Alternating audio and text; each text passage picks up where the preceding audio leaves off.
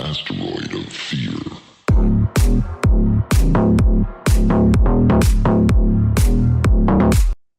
Hey guys, welcome to another episode of the Men of the House podcast. Um, the volume should be good.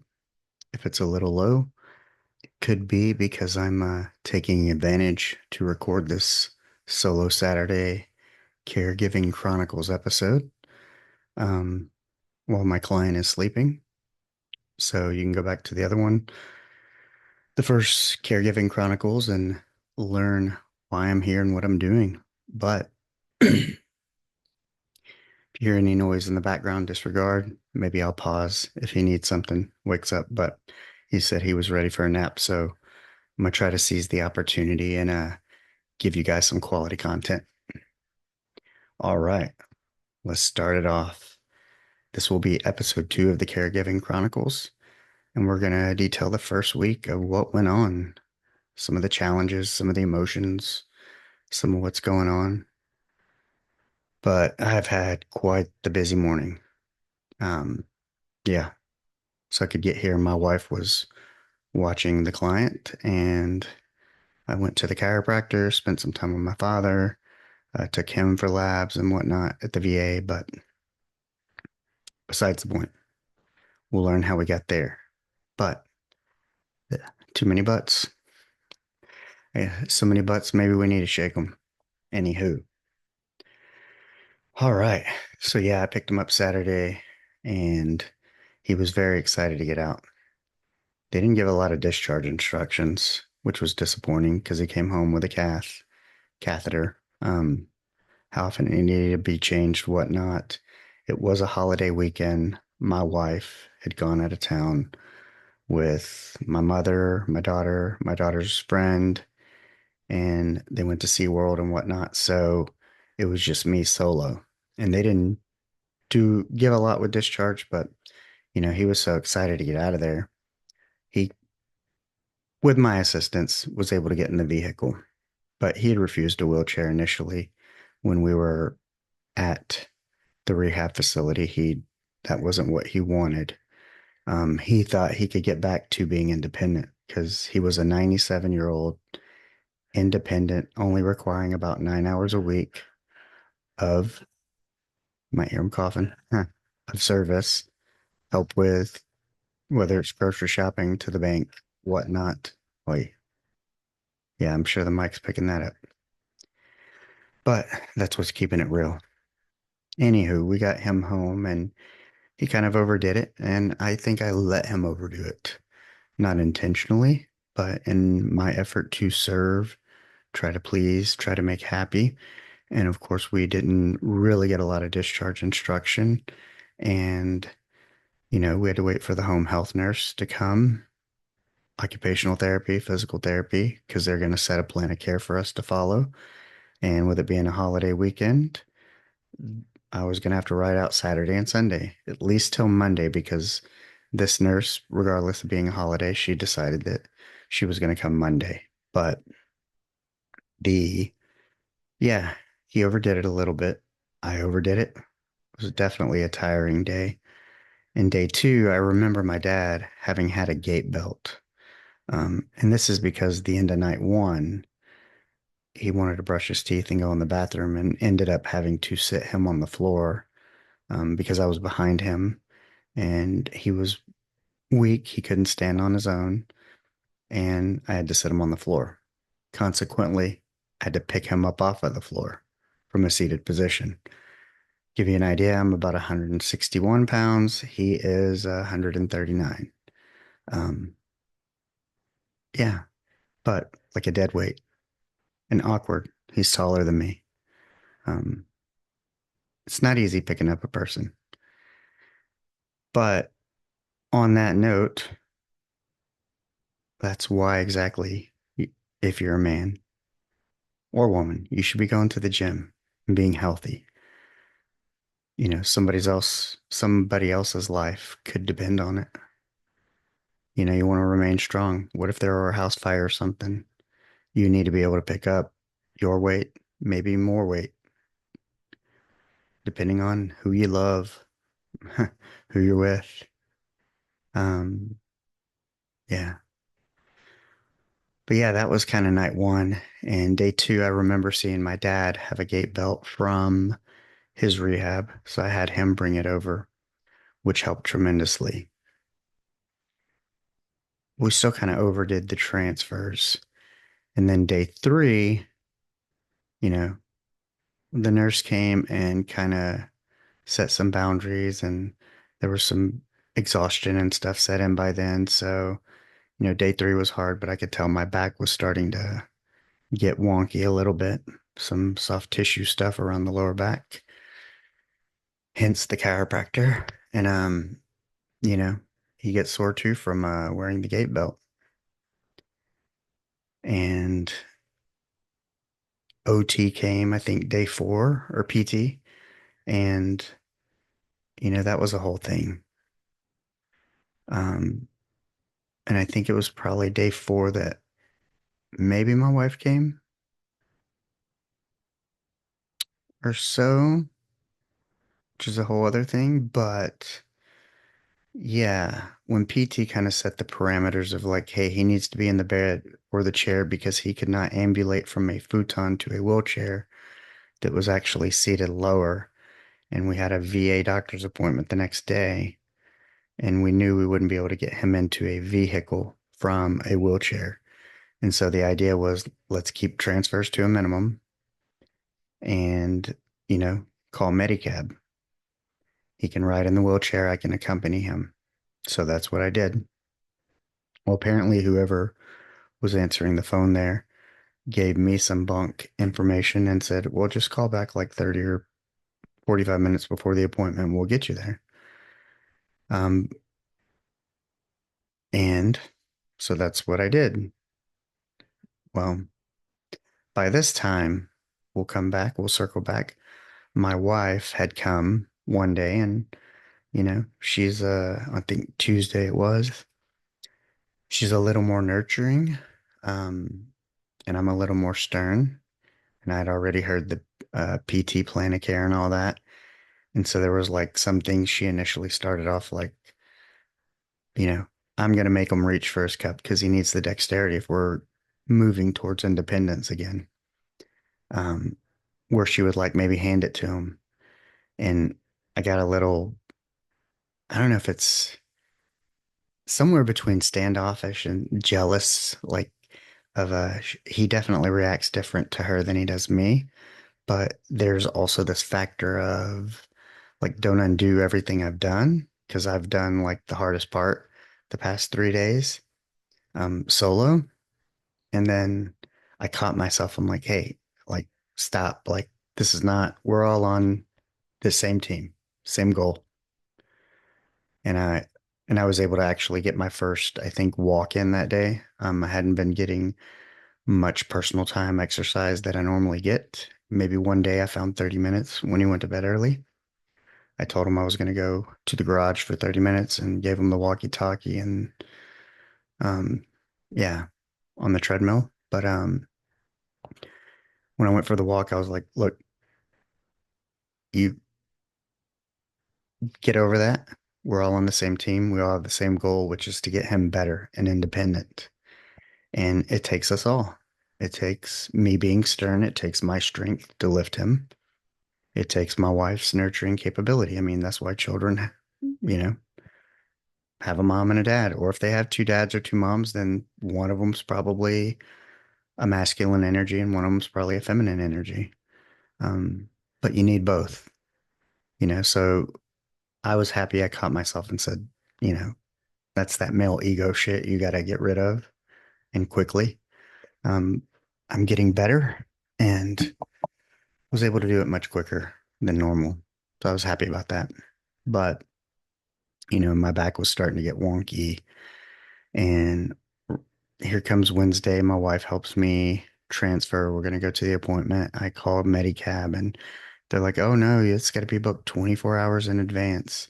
And, um, well, we can try to send it, but it's going to cost you 45 extra bucks because it's like stat. And I'm like, I basically told the girl, I go, these were my exact words. I'm like, that's really fucking uncool of you guys.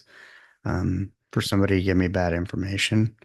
Like, I'm like, it's just uncool. Puts us in a terrible situation. He's 97. He can barely transfer from the bed to the wheelchair. And you guys just fucked us, basically. So my wife and I, I'm a type A personality. Um, I don't figure out ways why we can't. I want to know how we're going to. So problem solving mode, we're just going to do it. And so my wife and I get him into the car, which was difficult. I get him to the VA. And of course, it's between 12 and 1, and nobody in the government fucking works between 12 and 1, period. Um, Everybody's on hiatus. And I go in, I'm trying to get lifting help. And of course, because he's got a 1 o'clock appointment, the first one after lunch, nobody's around. And, there was somebody at the front desk, and she's like, I'll send a message to the nurses, the little Skype things. I'm aware because we used to do the same thing in the clinics I managed. But she's like, you can ask the police. And I was like, well, I'd rather have somebody with medical training, but if necessary, I will. Gets about 20 to 1. There's no nurses. She's like, no, nobody's picking up, of course. So I knock on the police door and, one immediately says yes. The other one starts asking a bunch of questions. I'm like, I just need to move from whatever to the chair. We get out there and we start getting this done. But, as I'm trying to get him in for the appointment, there's two guys, two cops, both bigger than me, both physically capable, but it's the biggest one who was pissing and moaning the most and um, giving me like this lecture on I should have done this and, for the future, I should consider, getting a lift and all this kind of stuff. And I'm like, look, hey, I don't need a lecture. Like, I used to run 2 clinics. I know what right looks like. We're doing all this for my dad. He's got a motorized wheelchair he doesn't use, but they anticipate he's going to need it. And so the VA we've gone there twice, 3 times maybe, for his wheelchair. And then the next thing is to outfit our minivan. And that's why we're keeping it. My wife uses it as a work van, but we were going to keep it because for these instances, we take care of people in wheelchairs with mobile issues. And it's not going to be the last time we're going to need it, but the VA's canceled twice. And I'm like telling this guy, like, I don't need a fucking lecture. Um, what I needed was help. Either you're going to help or you're not. Either you're part of the solution or you're part of the problem. Period. I know what was supposed to happen, but you as a cop should know, like, there's no routine traffic stop. It may not go the way you want it, but either you can piss and moan about it or you can solve the problem like I do. I am a problem solver. And I was highly disappointed. Like, for people who take an oath to protect and serve, um, pissing and moaning isn't in there. Either you want to help or you don't. Either that's the job you signed up for or you didn't. It's like managing doctors who used to try to cherry pick patients. I only want these patients or I want to review them first. Well, either you're here to help sick people or you're not. Either you want to see patients or you don't. Period. This person's sick. I don't know what the hell you thought this was going to happen. What you thought being a doctor would be, but this is what it is. It's not about picking and choosing. When you offer to help people or you're in a service thing, you don't always get to pick who you serve. That's why it's called service. That's why it's supposed to be selfless. But yeah, so we get there, we do the whole visit. Now, circle back to that. We thought we were going to see a physician and he would be evaluated and could determine he needs 24/7 care and all these other things. But it was a nurse visit full of questions just to order like a bed, a trapeze bar to help him get up, some of his male depends, different things like that, catheters, because he's going to have that changed until we see urology. Um, and I'm like, are we going to see a physician? No, this is just a nurse visit. And I'm like, so we've gone through all this bullshit for like a 30 or 40-minute nurse visit and put them at risk for getting sick with other sick people as it's a clinic. Um, oh, I was fucking pissed. So I get them out there, and it comes time to get them back in, and nobody's around. And, I asked her on the way out, hey, are there any male nurses or techs that can help me get them in? Well, technically, we don't have any males for one, and then two, we're not allowed technically to go out in the parking lot and help people. It's like, what the fuck? Like, what the fuck is your job then? As you see fit. They probably think it's a liability thing, but what if somebody falls in the parking lot? I mean, let's get real. It's just like a bullshit scapegoat, like push it off to somebody else, which I fucking hate. If you're able to do something about it, then do it. Um, and the cool cop, which I'm gonna shout him out in a minute. I wheeled him out there, and he wasn't around, and I went back in. He was standing there. I was like, "Hey, can you help me?" And he's like, "Sure." Jumped right into action like he did the first time. And he just, man, he was a big dude. But he just picked him up like a Clark Gable from here to eternity type style and put him in the seat. And yeah, I was like, man, what's your name? I'm gonna shout you out on my podcast. So shout out to Moses, who works at the VA as a police officer in Tyler, Texas. Yeah, I would take that dude on my team anytime. Um, you can have an interaction with somebody pretty quickly, or I can, and you can know what they're about and know if you would do business with them, have them work with you, for you, however it works. Um, he's somebody I would have on my team. So give that man a raise, VA. But as for the VA, well, I don't want to dive into any politics. Um, whoever's in fucking charge of it, whether what president, senators, whatever those other fucking people are that sit around and determine shit, Congress, um, you guys need to unfuck the VA system. This is the service we receive for a retired '05 Navy commander, war veteran who cannot transfer, walk, anything, who used to be independent a couple months ago till rehab didn't rehab him and he declined. But it's somebody's grandfather, it's somebody's dad. Um, yeah, '05 commander, war veteran, kind of dog shit of the VA. And the people who run it and decide all these things shouldn't be so fucking hard to get shit done for people who've risked it all. So if you're out there or if you're a listener and you know somebody who's in charge of this, get them on it.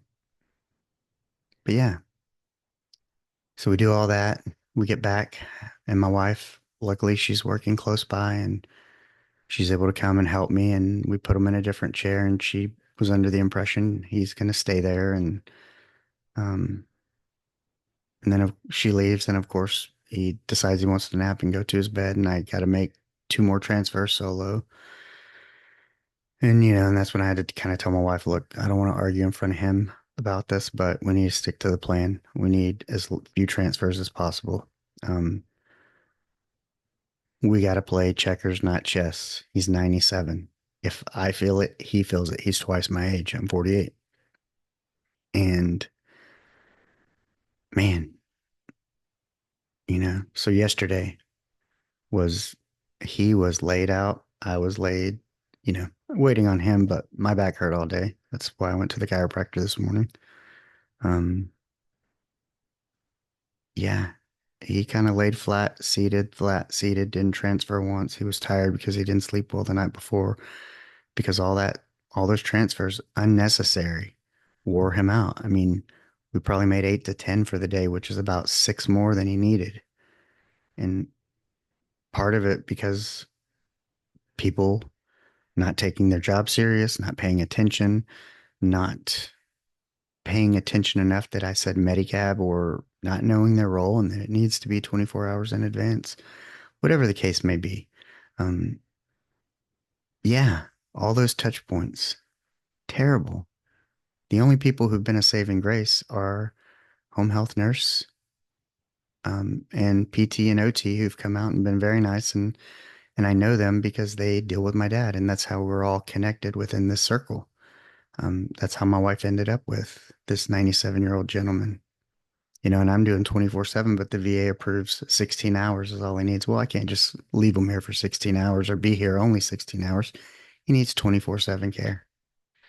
His family is dispersed elsewhere, and that's their business. And as to why they're not here, I'm not going to throw shade on that.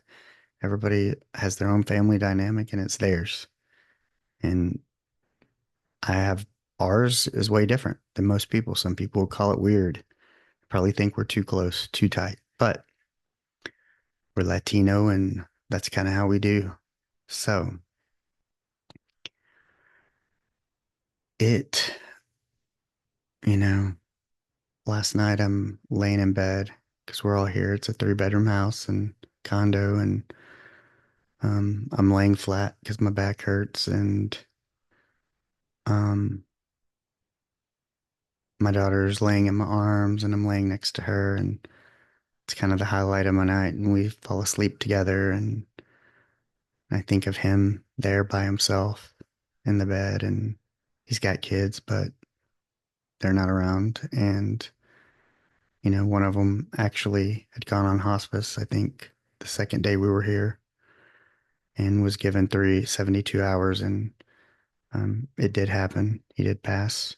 I was aware because the son who called to tell me about that, or tell him, actually told me. I talked to him, told him what was going on, and he said, just so I knew.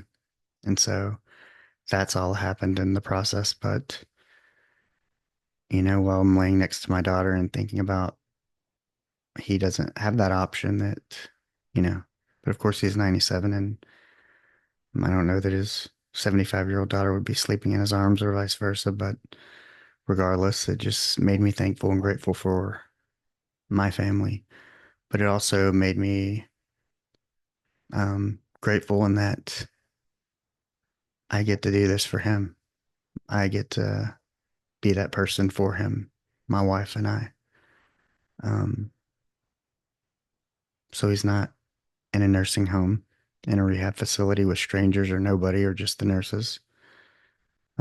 He's at home with his surroundings, some dignity, trying to be a man, even though he's hard headed like me, pushing the boundaries. But sometimes that's the only way we learn. we're we're kind of dumb. We learn lessons the hard way, and I think maybe it took some overworking and getting sore and being laid up for a day to understand our limitations. I always say that's kind of the one benefit of if you ever get an ass whooping. I think a good ass whooping's good once in your lifetime. Not a overdoing, but just to show you like some accountability of whether it's your mouth, your abilities, your the confidence you think you have. Yeah, good ass whooping's good every now and again. Sometimes that's how we learn. And yeah, man, yeah, I get to do that. Why God or the universe chose me, it doesn't matter. I'm going to take all I can from the experience and try to keep you guys updated weekly with some caregiving chronicles. And I paused my pod match, so I won't be doing interviews for the time being. And I apologize to anybody out there. I hope you listen to this. I had to cancel on, but this is the direction for now, and that's okay. Um, it's a season, I mean, a couple things are going to happen. You know, I'm going to work with him, PT, OT, and he's going to get better and get back to independence and progress. Or he could decline and need a higher level of care that we're unable to provide. But that's not really in my mind, but those are the two options. It won't be like this forever. As we start getting those appointments and OT and everything next week. So get a plan of care and we'll do it to it just like this. And maybe it'll open up time for interviews or whatever, but Right now, it's been balls to the wall 24/7, um, like caring for a child who can't care for themselves, but they're 139 pounds, they're twice your age, and have forgotten more than you've ever seen or will know in terms of education, just life. I mean, born in 1927, he's seen all the wars, all the craziness. And one of my favorite times I've been able to record some conversations after breakfast. They've been kind of cool, and I hope to turn them into something. Quality might be iffy just because they were on voice memos, but that's the only way I could do it.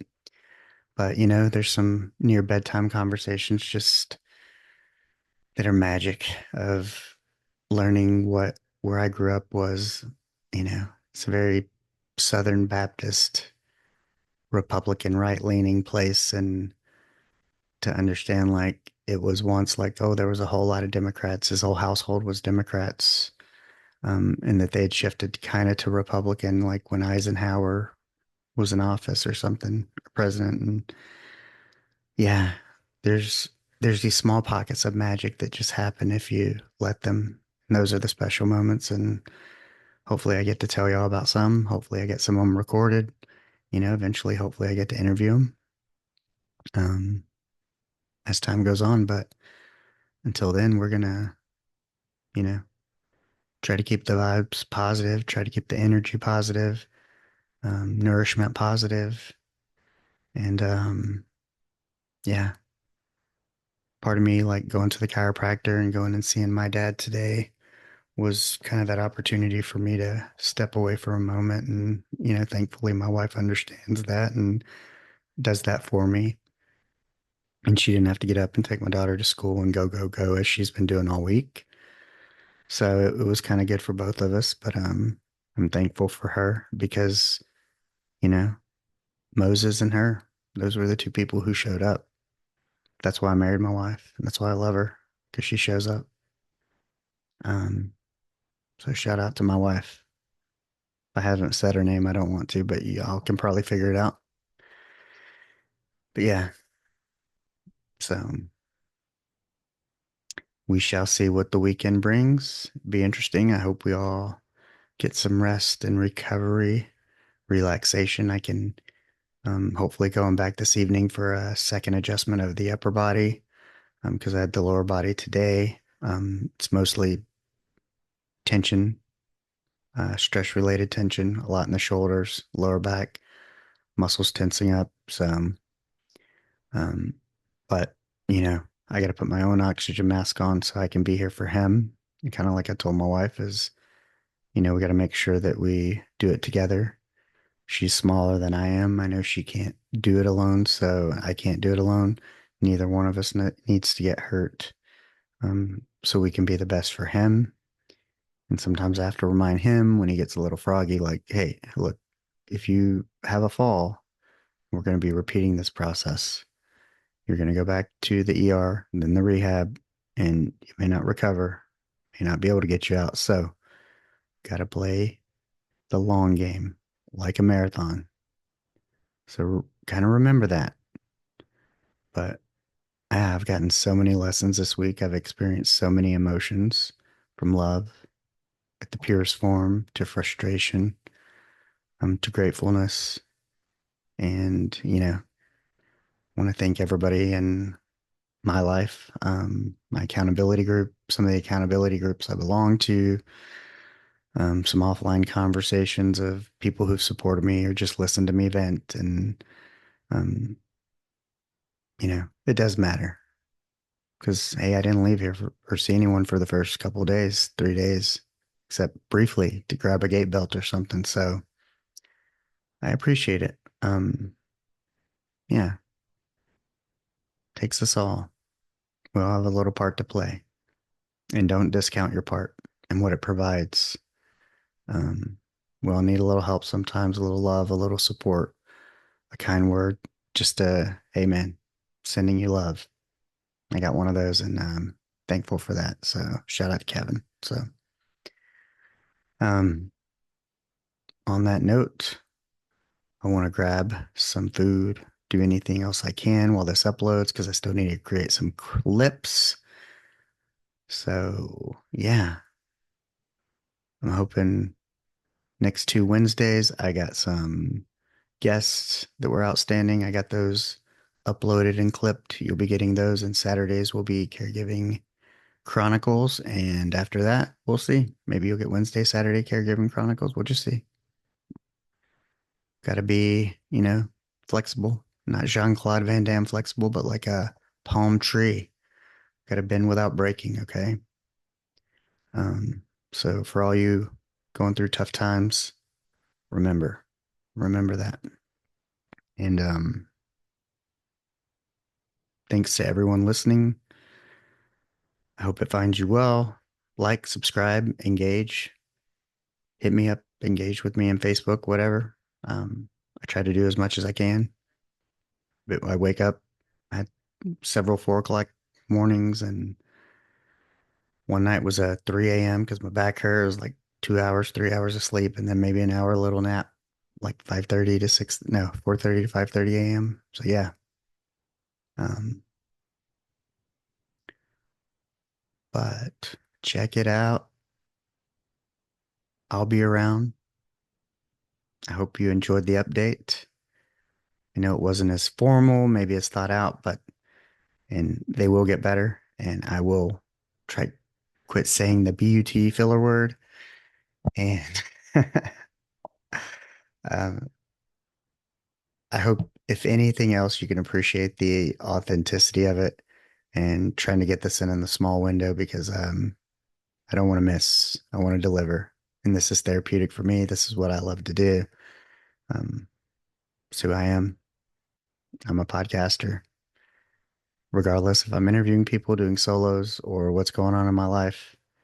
And I hope you guys are able to connect with that. And maybe you can use some information of it down the road. Or maybe it changes something for veterans. I don't know. Maybe I get a special listener who can actually do something, who wants to do something. Put it that way. On that note, until next time, remember, go out and be the person that you would want to meet. Well, that's a wrap. I hope you enjoyed the conversation. Please remember to rate, review, and subscribe wherever you get your podcasts from. Remember, go out and be the person that you want to meet.